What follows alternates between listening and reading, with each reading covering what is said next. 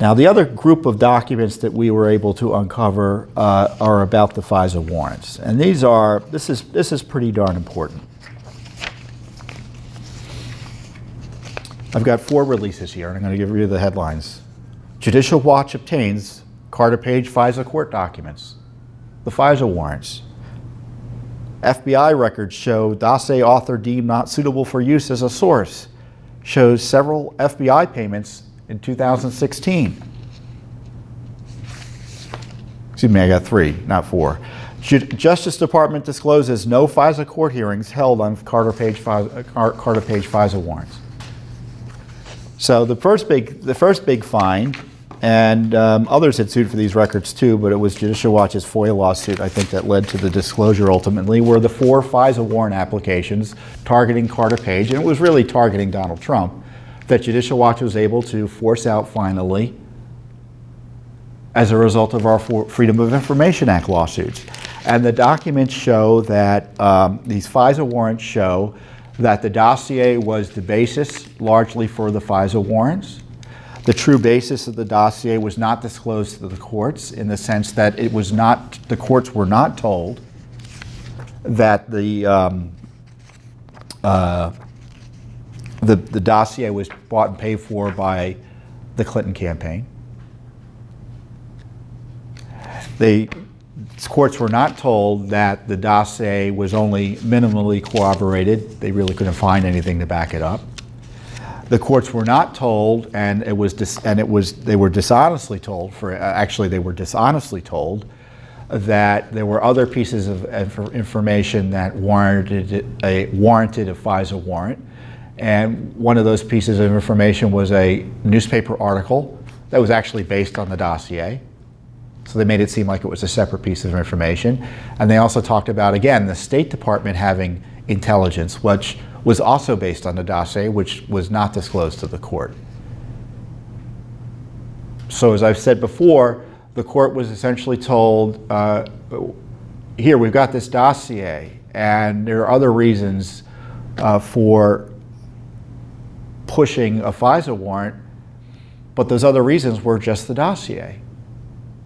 It's like saying, well, who'd you hear it from? And the response was me, myself, and I. This FISA warrant was a self-licking ice cream cone.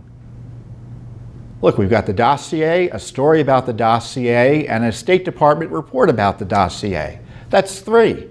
No, that's 1. And it's a dishonest one as it is. And it was Judicial Watch that uncovered this. And I have to thank President Trump for getting these documents out, because he declassified key documents that led to this declassification. And this is why he needs to declassify the rest of the FISA warrants. The rest of the FISA warrants, or FISA warrant information in here, because as you can see, a lot of it's still declassified. And according to those, like Devin Nunes and Bob Goodlatte, the Judiciary Committee who've seen them, that the material's just as bad as the dossier, the dodgy dossier. Again, these are 4 FISA warrants signed by 4 different judges. One signed by Sally Yates. One signed by, well, James Comey. One was signed by Rod Rosenstein. Rod Rosenstein. Yes. The president's appointee in April 2017 signed on to one of these dishonest, fraudulent FISA warrants.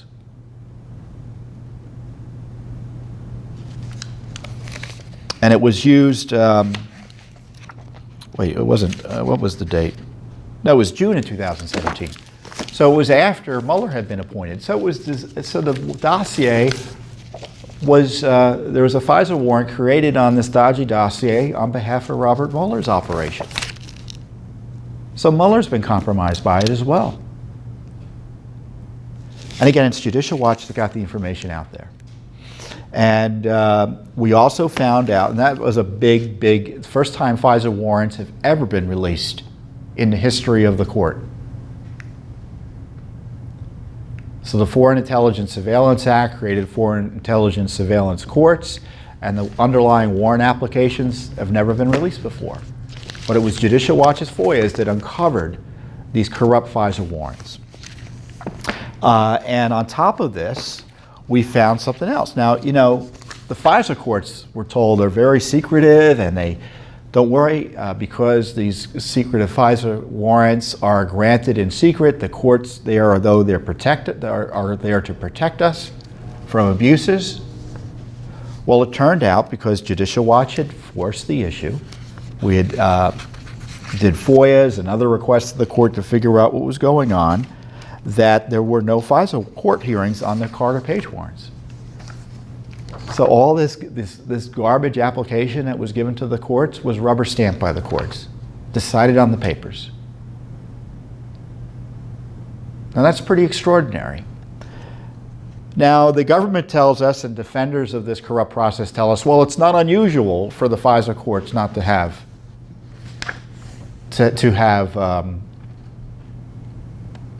no hearings. It's not unusual for no hearings to take place.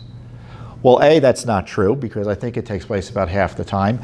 And B, it ought to be important, it ought to be concerning that the courts are not holding hearings on FISA warrants that are implicating the incoming president and then president of the United States. So it was Judicial Watch that uncovered the fact that not only was the FISA warrant process corrupted by dishonest bureaucrats in the James Comey, FBI, Obama DOJ, and unfortunately the Trump DOJ, Rod Rosenstein, but the courts couldn't be bothered to ask any additional questions, at least in a hearing process. So again, that's Judicial Watch uncovering this. Another major corruption find in 2018 by Judicial Watch. And the other big find is, of course, Christopher Steele, the UK former spy. I don't know if he's former, but he was hired through Fusion GPS, through a cutout law firm of Hillary Clinton's campaign in the Democratic National Committee operation, to dig up dirt on President or incoming or then candidate Trump.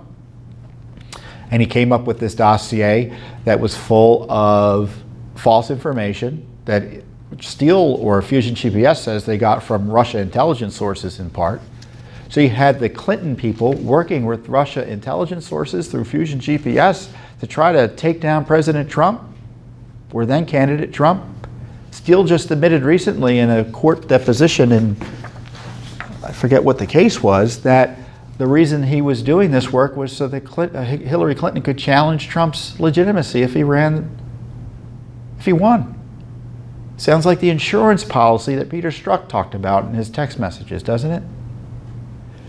And it was Judicial Watch that uncovered the FBI communications with Christopher Steele in 2016. So not only was Steele working for Clinton, he was working with the Obama FBI, James Comey FBI. They met with him 13 times. 11 of the times they paid him money.